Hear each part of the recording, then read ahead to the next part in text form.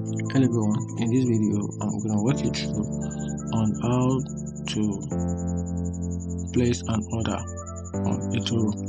So if you want to place an order, here's a quick guide on how to do that. So the first thing you have to do is open the eToro platform and log into your account. To do that, use the search bar at the top of the platform to find the stock, then the stock, the cryptocurrency or other assets you want to trade. After that, click on the asset you were interested in, then click on trade button.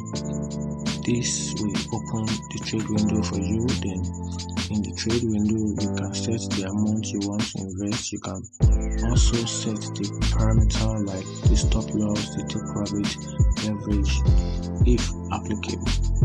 You can also apply that. So select either you want to place a market order, and once you do that, you can execute immediately at the current market price, or a limit order which is executed when the asset reaches the specific price. After that, once you've set all your parameter, click on open trade button to execute your order. If the market is closed, you can set an order to be executed when the market opens, and after that you can track on your open position in the portfolio section.